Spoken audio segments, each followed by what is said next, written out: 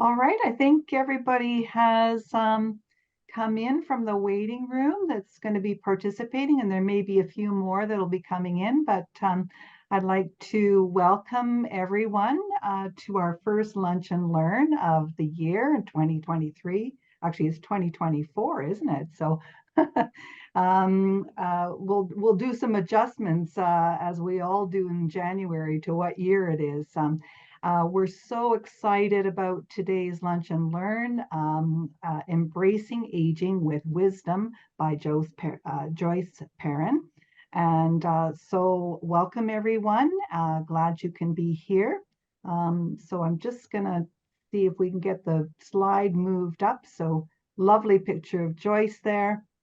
Caroline, if you can move that the PowerPoint, please. Uh, it's it's not moving for me, so just be patient. Not sure why it's not moving for me. So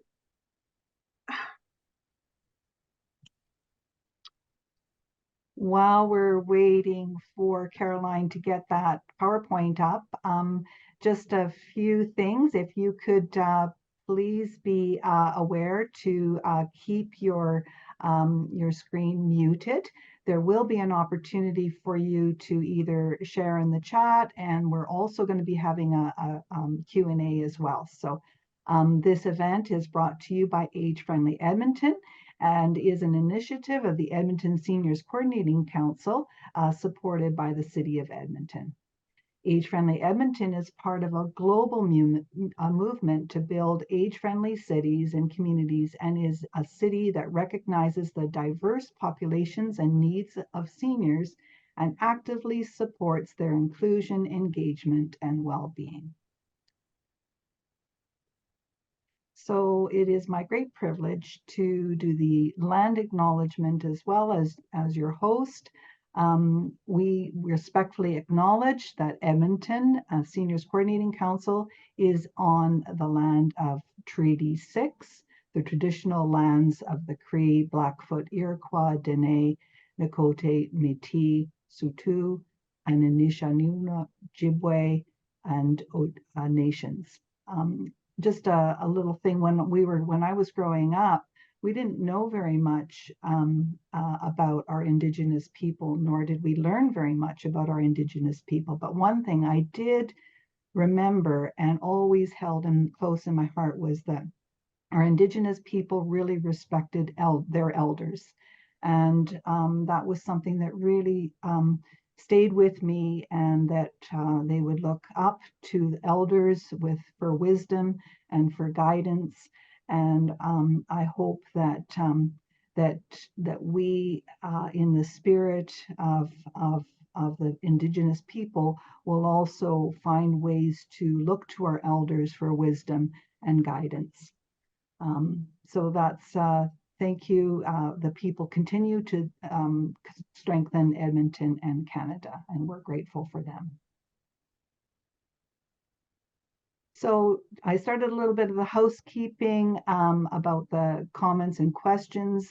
Please maybe write them down on the side, and then when it's time for the Q&A, you can ask them, or as well you can put them in the chat. And if you stay muted, yeah, this presentation is being recorded and can be viewed at the Edmonton Seniors Coordinating Council YouTube channel, and we'll put the link in the chat for you. So now it's my great privilege to welcome our presenter today, Joyce. And Joyce actually heralds from Edmonton way back when. She doesn't live in Edmonton now, but she used to. And she was just telling me before we started that she lived in the Glenora area, and how she has visited that home in that area and been welcomed in by the folks who live there now. So she knows Edmonton, she loves Edmonton, and she has so much to share with us today. So we welcome her. A little bit about Joyce in today's we welcome her in today's fast-paced environment. Aging is a factor that significantly impacts our products, actions, and interactions, especially with the retirement of the baby boomer generation. She says aging not only plays a pivotal role in the overall health of our population, but also in the formation of strong relationships, the building of trust, and the fostering of deep understanding among aging individuals. So Joyce, when she was 57, embarked on a solo global journey across 156 countries and 31 territories. After 23 years of adventures, she settled in the Panama, where she co-founded the Panama Hospice and Respite Foundation, finally returning to Canada at the age of 80. And despite several health challenges, Joyce, now 86, resides in Pickering, Ontario.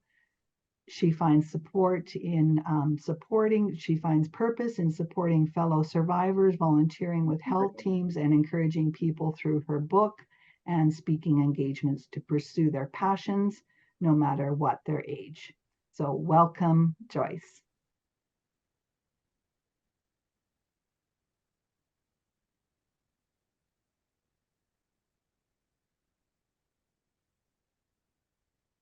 Thank you very much for that lovely introduction, and I am just so thrilled to be here.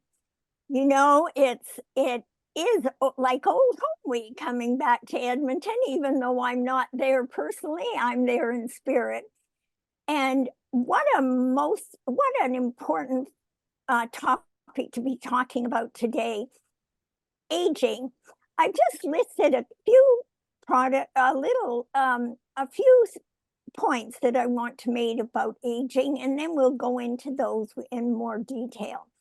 But before we get started, let's give a round of applause for those people who organized this program and all the other programs that they organize for the Edmonton people. So let's give them a clap and say thank you very much for doing this, because it adds to our information about what's happening in the world today. So factors in aging, well, positive mental attitude, socialization, regular exercise and physical activity. You know, 7 to 9 hours of sleep a night is a really good thing.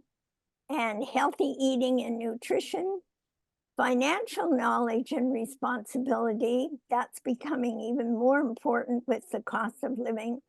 And I'm going to throw in a few helpful travel hints. But we'll move on from there. So, who am I? Well, I'm a lot of things. I'm a mother, a grandmother, and so on. But I left Canada at the age of 57, and I traveled for 23 years. I packed up my things, put them in storage, and you know, my granddaughter said I was homeless. And she was true, because I just traveled with my suitcase and my backpack. And that backpack, I still have it today. The shirt in that picture is the one I'm wearing. And I tell you, I still have, and the skirt, I have that on too. So I keep my travel things ready to go at any time. I built relationships with strangers, stayed in their homes, and had a wonderful, wonderful time. I returned to Canada when I was 80. Now, these are the countries I visited. All the blue areas you'll see are the ones I was in. The gray areas I didn't get to, and it is usually because there was some sort of safety issue while I was there. The next slide, my early years. Well, I was born in Edmonton into a pioneer family. I had a rich, rich educational background. My grandfather on my father's side was a member of the Northwest Mounted Police who rode horseback in southern Alberta. On my mother's side, my great-great-grandfather was the Honorable John Norquay, and he was the 5th Premier of Manitoba. And any skiers in the audience, well, you might know that Mount Norquay was named after him, and it's a great skiing mountain. And then Matthew Macaulay School was named after my great-grandfather. He was the first mayor of the town of Edmonton. And my picture there over here is my grandmother with my oldest son. And she is the person who loves to cook. And she made this great brown bread. And that recipe is on my website. It is really good. And to this day, I still make it. So it's a real family recipe. During my junior high school and high school years, I was hooked on a series of books called Lands and Peoples. These books were my friends, and I loved learning about the people in other cultures, especially their languages. And then here I am in this picture here, leaving for Sweden to represent Canada at the International Guide Camp. And at that time, there were both rangers and guides at the same time, and that's me right there. Oops, whoops, that went through a little faster than I wanted. But let's move forward. Went on to university, and then I was a Bachelor of Science in Nursing from the University of Alberta. Then I obtained a diploma in health administration from the University of Toronto and a diploma in public health from Harvard. And after my divorce and my children had all married, guess what? This was an opportunity for me to do what I wanted to do, and that was work and live in other countries. So when 57 years old happened, rolled around, then I was out of Canada and traveling the world. After that, I was the first job I had, which was quality improvement at the Security Forces Hospital. And then I worked for the National Guard Hospital. Both of those hospitals were in Riyadh. And I spent 3.5 years in Saudi Arabia. At that time, the Matawa, the religious police, were very active, and they did cause some concerns. You had to be very careful. You had to wear your abaya, and you had to wear a cover over your head. But after that, I had put some money in the bank, and I was off and traveled while I did some consulting assignments with the World Health Organization and the International Executives Corps, as well as the United Development Program. But before we get started into our topic, let's quickly play a game. It's called Two Truths and a Lie. And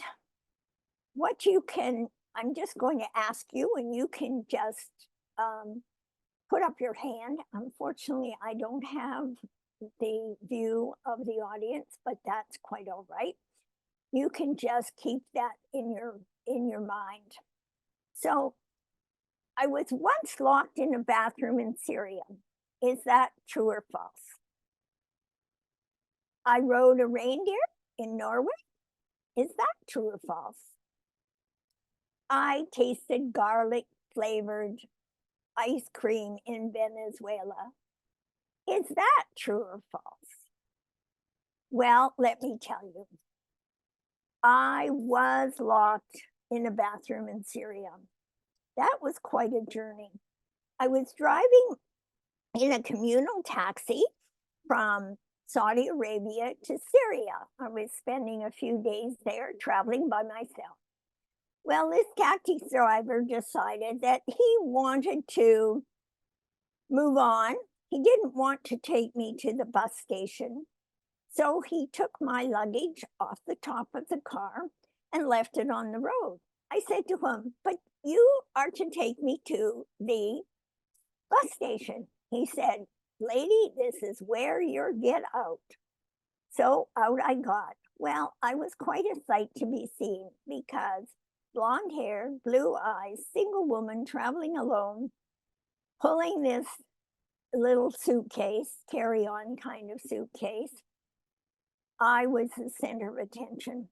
And then, do you know what happened? Oh my gosh, I had to go to the bathroom. I drank too many sodas when I was traveling. And then, oh my goodness gracious, what happened next? Well, I had to find the bathroom. But my money belt came undone and it was hanging between my legs under my skirt. So I grabbed my hand in my pocket. I have very deep pockets, grabbed the money belt and started going along. But I was in a hurry to get to the bathroom. It was quite a sight, and people kept looking at me. Well, I got to the hammam or the bathroom, went in. It was crowded. People were everywhere. I thought, oh, this is great. Well, I'm in the right place. These people are friendly and nice. And so I went in, did my business, fixed my money belt, and came out. Well, all of a sudden, it was quiet. Nobody was there. I looked under the doors of the stalls, no feet. I called out, no answer. This was something. Oh my goodness, I thought, maybe they forgot about me. So I pounded on the door, couldn't get out, yelled, nothing happened. So I was sitting on my suitcase, and probably 20 minutes had gone by at this time. And I was thinking, oh, well, maybe they closed for the night and I'll spend it here, but that's okay. I've got the bathroom. There's running water. I can wash my hands. I've got some food in my backpack. I'm okay. So I was just about to get settled, and the door flung open, and this gentleman was smiling from ear to ear. And I thought, well, this doesn't look like they're going to kidnap me or give me any harm. No, I was fine. He said, and we worked it out through our little bit of Arabic that I knew, that he shooed everybody out just to give me the privacy. So you never know. Things are not always what you see. So that was a true story. I rode a reindeer in Norway. No, I didn't ride a reindeer in Norway, but I did ride an ostrich in South Africa. And I tasted garlic flavored ice cream in Venezuela. That was true. And the funny thing, my mind couldn't get over that garlic flavored ice cream. It just didn't compute. I couldn't. It kept saying, this isn't garlic, or this isn't ice cream. So I really had a lot of fun with that. Listen, that's a fun game. You know, you can try this with your family, and it's surprising what you'll learn. Keeping a positive mental attitude. Well, this is a picture of my mother. She was 90 years old. She traveled by herself on the plane from Edmonton, Alberta to Saudi Arabia. And there we are in our abayas. It's hot in the desert at the camel market. We were at the camel market. And so we didn't have to cover our hair. So that's why we don't have our hair covered there. But, you know, and then when she was 95, she took a cruise. We went a cruise up to the northern part of, all through Iceland, all through in the countries up into northern Norway and into the fjords. So she was really keeping a very positive attitude and very active. She had a hip replacement, and she was traveling then with her sister, and she told the doctor, well, I booked my cruise and I want to go. And she did. And at that time, she was 85. So she has a very positive attitude about getting older and the physical limitations that you have, but she has a feeling of, I can do it. And I certainly hope that you'll keep a positive mental attitude.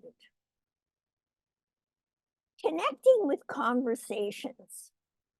Well, this is a picture of me in the desert. I had been out walking in the desert with a group of people, and these men who were in the desert, they were there having some tea, and they invited me to stop in and chat and have some tea.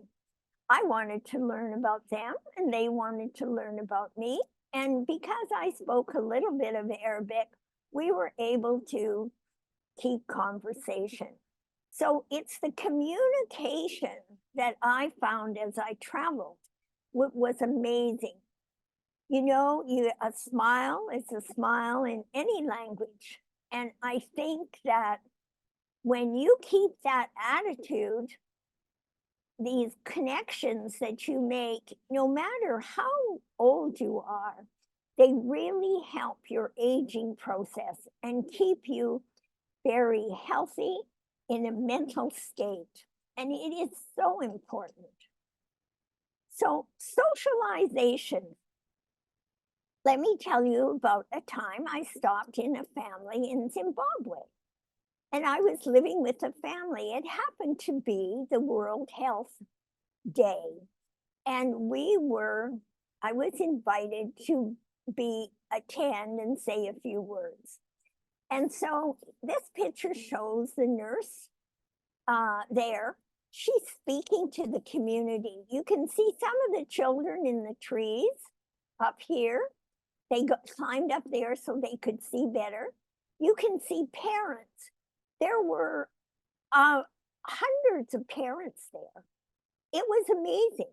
And each group, the high school, the middle school, and the elementary school, performed skits. Now, communication, I was really surprised because they talked about sex, unprotected sex. They talked about AIDS. They talked about dating. Your parents were in the audience. Everybody was there. It was amazing to hear them be so open about these topics. I was very impressed with the level of communication and socialization that this showed in this community. They certainly had limited resources affecting their healthcare and education. And the nurse and doctor invited me to stay afterwards. We talked about many things, but the resources were so limited. I was amazed they were able to do what they could with the resources and the funding that they had. I give them a lot of credit. Well, physical fitness. Physical fitness has been a pleasure all through my life. I love to swim. And so when I was in Saudi Arabia, I decided to take an advanced certificate in the Red Sea in scuba diving. And oh my goodness, I was diving there at a wreck dive. And all of a sudden I heard this tap, tap, tap on my tank. And that means trouble, big trouble, because you don't do that unless something is really wrong. Well, I looked up and I saw a shark heading my way. I linked arm with 2 strong men as the 8 of us formed a circle facing outward, which made us appear larger. This huge tiger shark circled and circled and circled our group. His black eyes just pierced my soul. You know, tiger sharks are the scavenger of the sea and second only to the great white shark in attacking humans. Finally, the shark left and we all swam fast to the boat. I was 60, and how could I do this? Well, because I maintained physical fitness all through my life. I was a competitive synchronized swimmer, and at that time in high school and university, I developed great lung capacity, and I'm sure that really helped me in this situation. I didn't use most of my air, but some of the other people on that dive had to buddy breathe, which means they had to breathe off somebody else's air. And I must say, how you feel in your 50s and 60s allows you to do physical things in your 70s and 80s. Take note of that, ladies and gentlemen, because it's something to really consider. So another thing I like to do was climb. And so after I left Saudi Arabia, I climbed Mount Kilimanjaro. I was nearly 64 at that time. It's a 5-day trip. It's very difficult. It's harder than the trek to Mount Everest Base Camp. And I easily made it to Gilman's Point for sunrise. That was a pleasure. But then what happened? I did a very silly thing. I didn't know at the time, but it was very bad. I started to jump for joy, a big mistake because I used my reserve oxygen in my body and it left me tired and slow as I was trudging to the top, trying to get to Euro Peak. And that was difficult. The wind was cold and brisk. It was a long way. The path was bumpy. The ice was melting. And it was very, very difficult. I kept thinking of that little train that climbed the mountain and said, I think I can, I think I can, I think I can. Well, I did reach the official summit, Euro Peak, the highest point of the crater, and I was happy to be there. But the whole purpose of that, telling you about that, is that I was physically fit throughout my life. I hiked, I swam, I was physically active. And that allowed me to do this when I was 65 or almost 65. So it's very important that you maintain your physical fitness all through your life because you never know when the years go by. And you'll find that this is very important.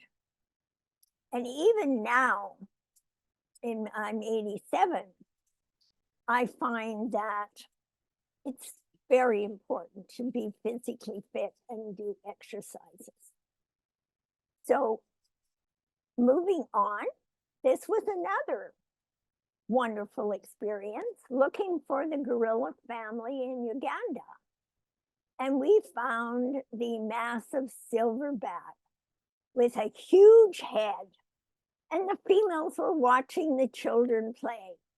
It was quite amazing because it could have been a group of my children playing there in the forest and throwing the twigs around. It was fun to watch. The book cover of my book, which is called Ants in My Pants, is me looking for gorillas in Uganda. And we started at 8 a.m.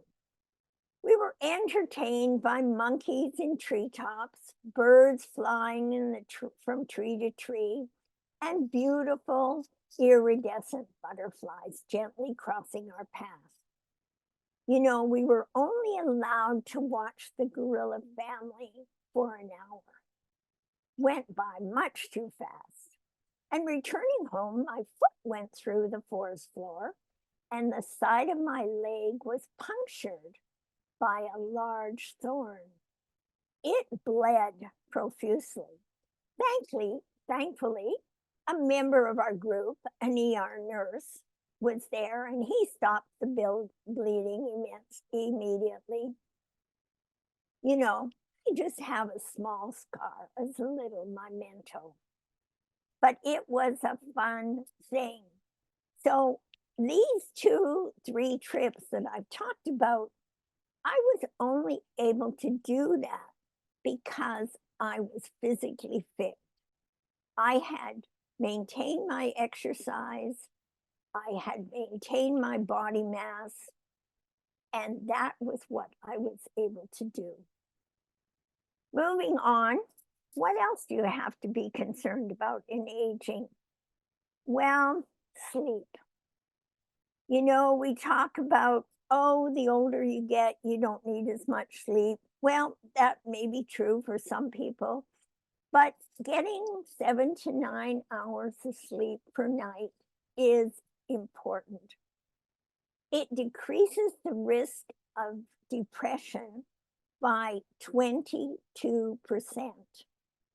And depression and loneliness are one of the most important factors that are coming to the fore as people age. You know, it's especially important when you're aging.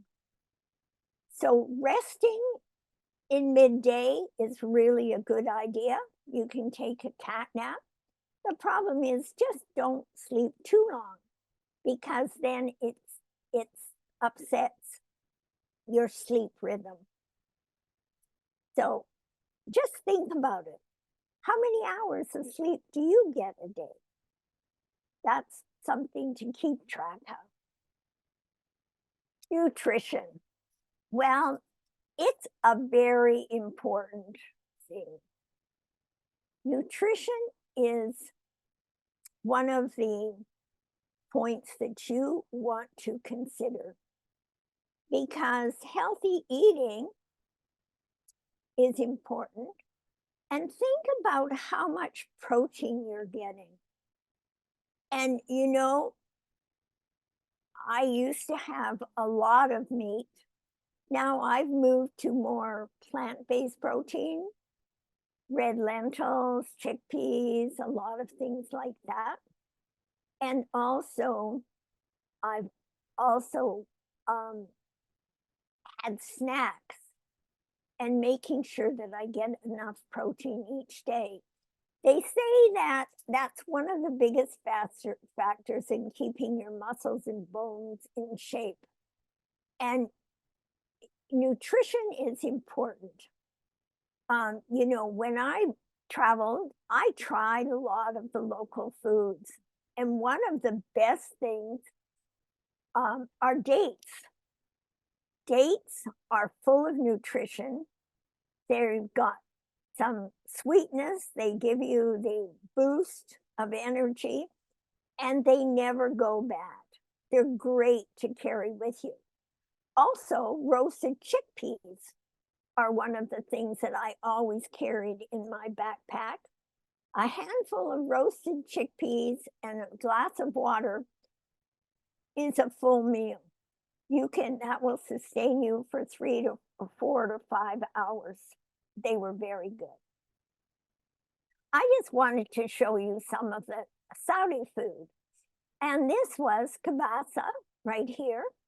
It is the national dish of Saudi Arabia, a blend of basmati rice, and it's got a variety of meats and vegetables and spices. then dashwa mashwa, a Saudi Arabian barbecue made with boneless chicken, breast pounded thin and marinated with grilled is one of my favorites. And hot tammies, a Saudi flatbread traditionally baked in a tandoor oven. These were also served. And Saudis love their sweets, as I said, the dates, and they're very, very nutritious. And so try different foods and enjoy that when you're traveling. Let me go on to financial health. Financial health is something that is really important. And you know, in today's environment, I went to the grocery store. I couldn't believe $100. That was it, just out of my pocket and into their till in no time. Prices are so high now. So we're overwhelmed with these circumstances and some by conditions that are outside of our control. You know, in the face of uncertainty and instability, how do we navigate? How do we make these decisions? And it helps to find new ways to engage with life. I did some research, and there are two books that I really would recommend that you take a look at.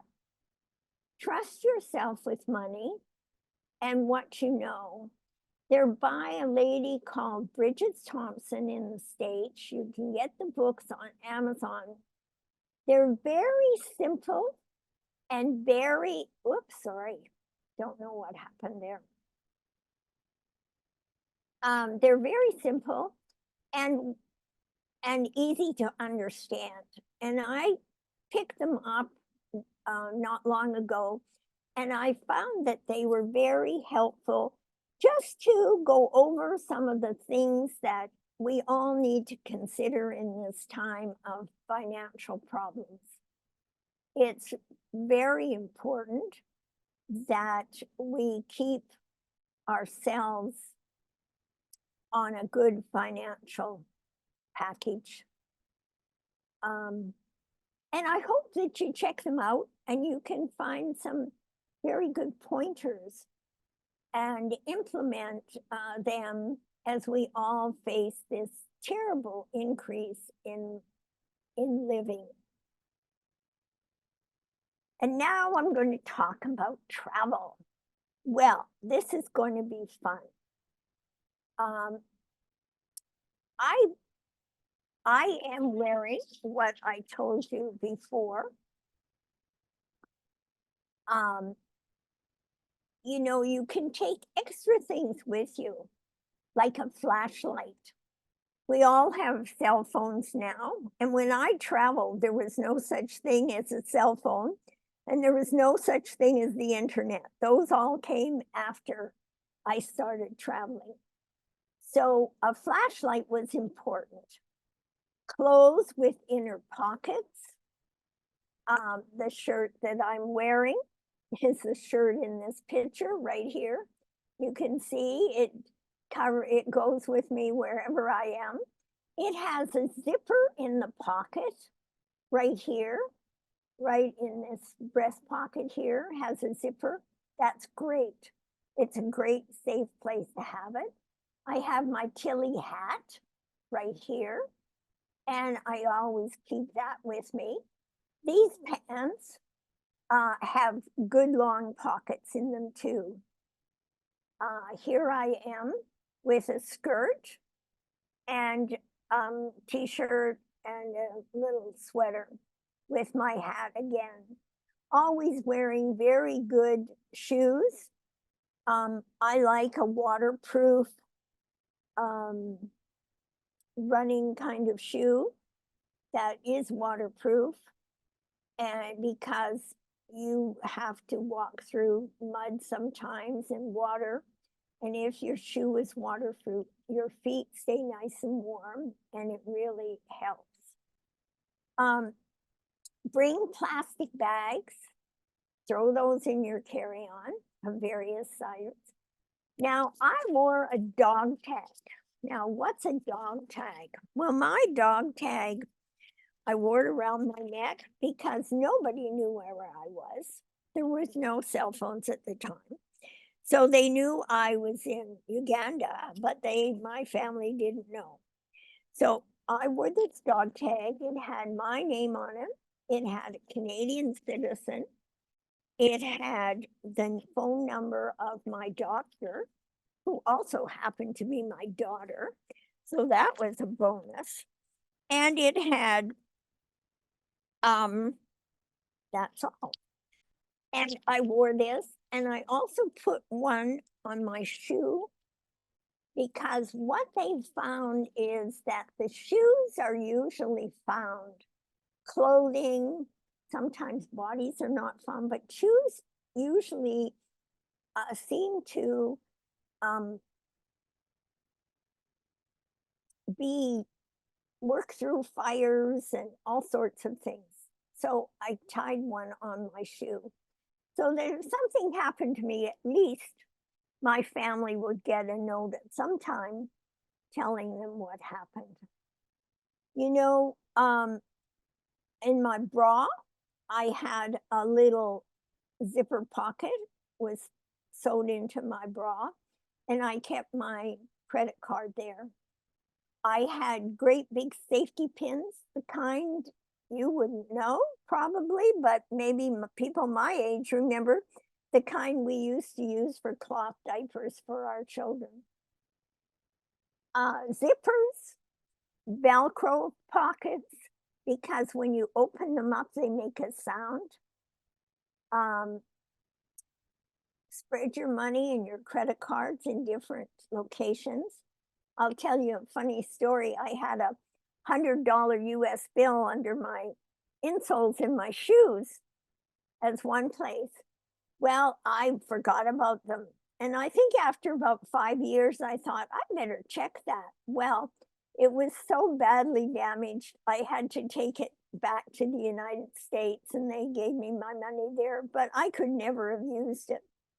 But because of the friction of my foot and the insole against the dollar bill or the $100 bill, it was just so badly damaged. So you never know. But nowadays, you know, airports do not plug into the public Wi-Fi or plug in your computer.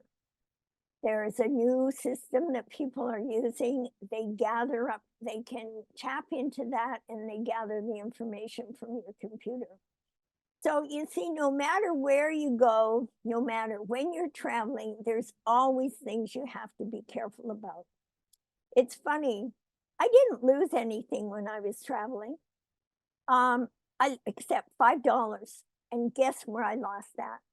Was a purse that I left on the counter because I was taking my mother through customs, and I forgot to pick it up.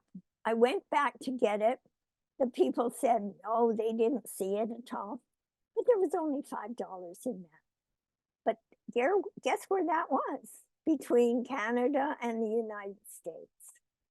And often things like that happen because you let your guard down. When you're traveling, you're on high alert. And you keep things in mind that, you know, people can harm you, people can take your money, and you're more careful. But back home, I let my guard down and I lost that. So just be careful. And, you know, nowadays, I want to tell you about a email website called journeywoman.com. It's free. And if you're traveling, go there. They have wonderful, wonderful ideas about traveling and all sorts of discounts, even for single supplements. you're traveling with women at that time. And when I traveled solo all the time, but there were no just women groups it was always a mixed group. And sometimes it was difficult because there were couples and they didn't want a single female to be included in the group. So things have changed now. You can travel by yourself all over, and it is so much easier. Gosh, with a cell phone and carry-on luggage, it makes life simple. I'll move on to my book.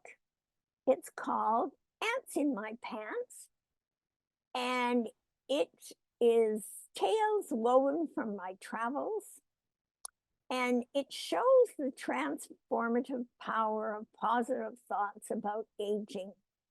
As I say, I started when I was 57 and didn't stop till I was 80.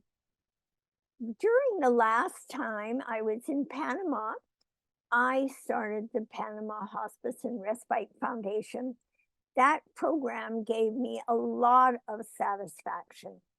I had a great time, and we delivered a lot of great care. But I hope that you will pick up a copy of my book. It's on Amazon, Ants in My Pants. And I was very fortunate that I was honored as I was a finalist in my travel genre at the Independent Publishers Competition. And there you can see the little seal on my book. That made me feel very happy, because to be recognized by such an organization was very rewarding. But you know, I'm who I am today because of the experience I've had, and you are too. So let's think about you and your aging process. And now let's go on to questions. There we are.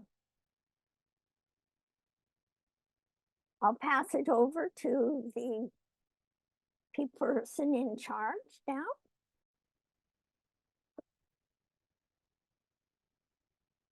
Well, thank you so much, Joyce. We've so enjoyed everything. I can't believe it's just one person. All the things that you've experienced, you think that you were 3 or 4 people. It's wonderful. There's so much food for thought, inspiration, and thank you so much. And I'll pass it over to anybody who would like to ask questions. And I think, Caroline, you're going to help with the Q&A as well. So here we go. Maybe if you could raise your hands, and we'll see who's here, and you can have a chance to ask your question. Kathy, you're doing a fine job. Thank you. So that's great. And okay, looks like, do you have your hand up there? I think Gail as well. Okay. So April, did you want to ask your question? All right, so Gail. Thank you for this amazing presentation, Joyce. I Oh, really thank you. appreciated your insights. You are an inspiration for me. As a 56-year-old woman, I think every day about what my life will be like in 10 years, in 20 years, and 30 years time. And I'm seeking some advice for you around what kind of a mindset I should think about cultivating as to help me, I guess, have an adventurous spirit, and to free myself to make the kind of choices that you've made. I find myself locked into a very traditional trajectory that my parents had had long encouraged, work really hard and then retire and enjoy your life and just forget about doing anything in between.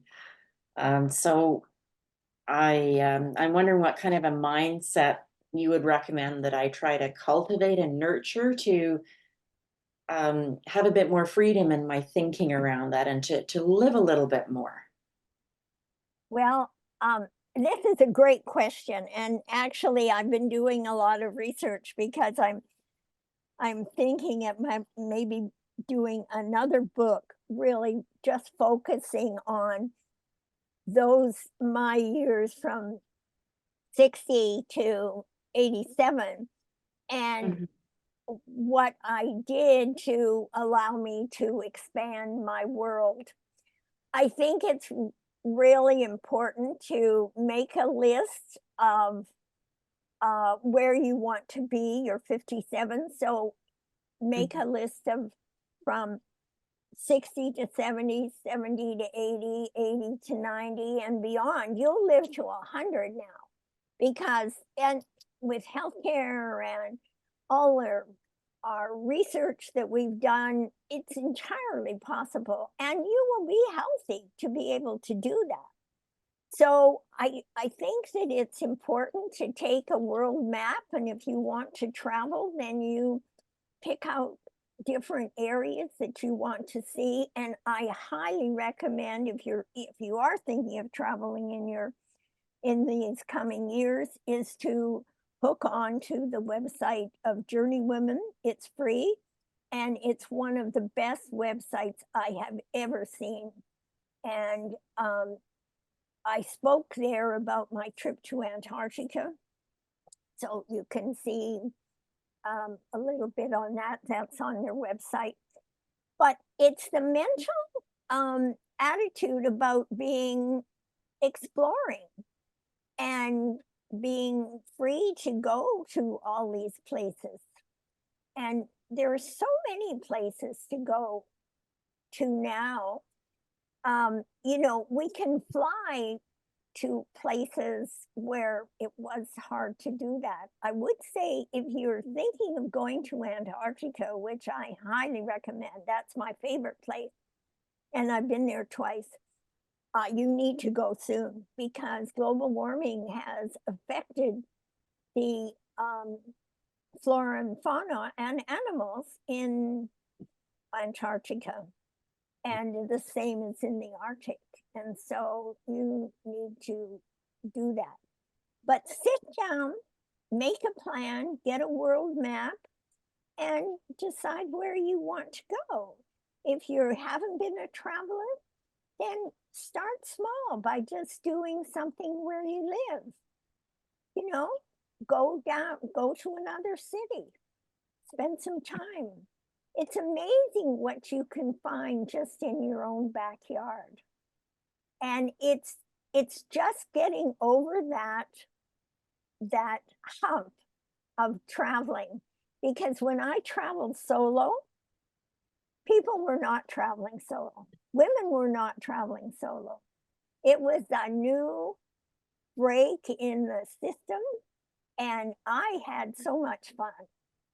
Met so many people. When you travel solo, you meet more people. And a smile is a smile in any language. So you're going to meet people that you'll never want to see again, but you'll meet people that you want to see again, and you maintain long contacts with them. When I published my book, the gal who I climbed Mount Kilimanjaro with, we had some wonderful conversations.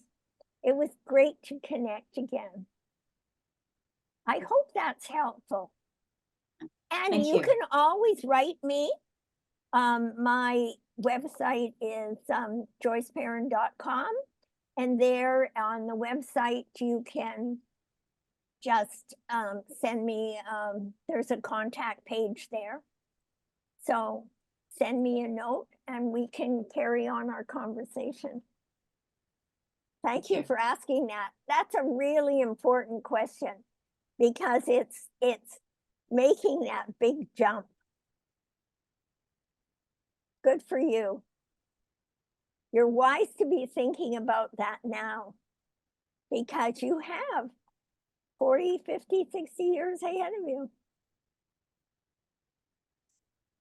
Great responses. Thank you. It actually, it helps all of us listening too, because everything you say is like the pearl in the oyster for us. So thank you for your response too, and Gail for the question. Are there any other questions?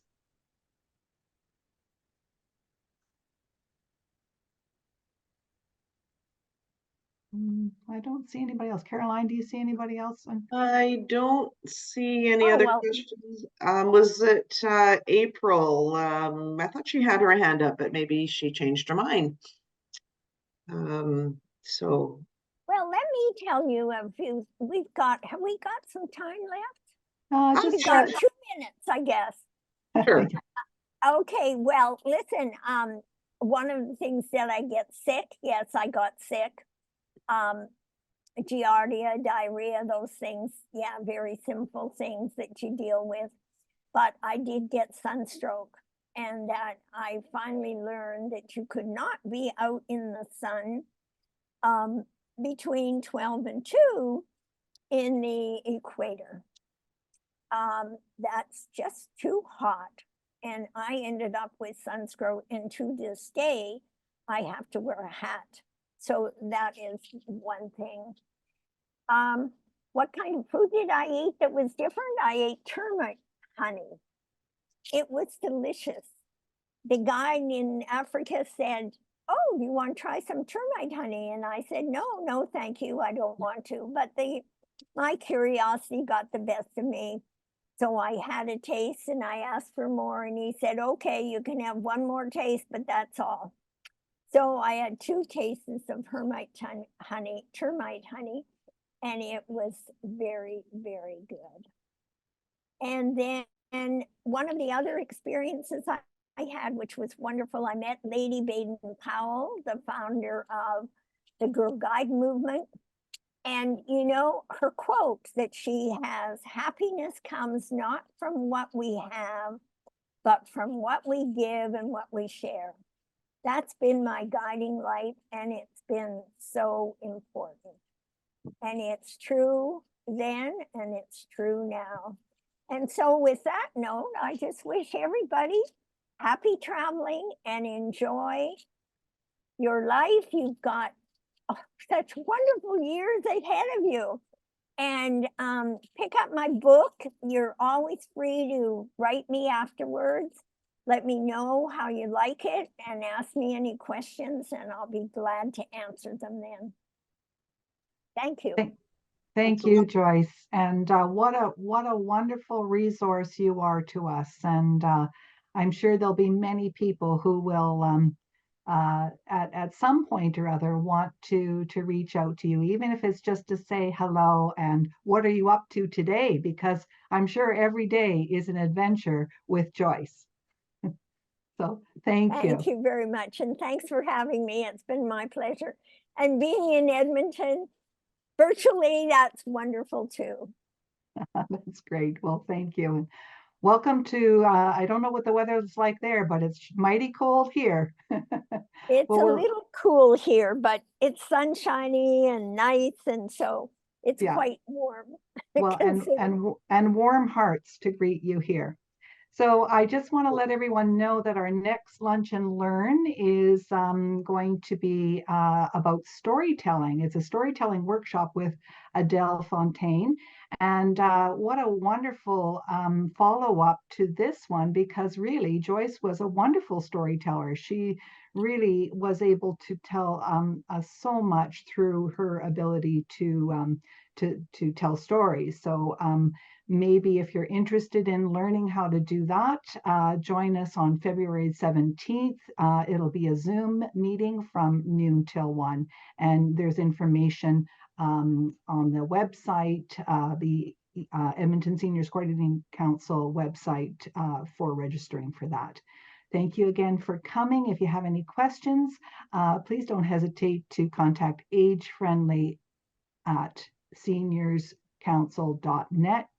And you can also check that out on the website as well if you want to contact us. There's going to be a short survey about this event that we'll send out, and we very much appreciate if you could take a few minutes to fill that out. And without further ado, we'll say goodbye. Have a great rest of your day, and stay warm. Thanks again. Bye-bye. Bye-bye. Thanks, everybody. Thank you very much, Joyce. That was awesome. We'll be in touch. Thank you. Okay, take care. Have a great afternoon.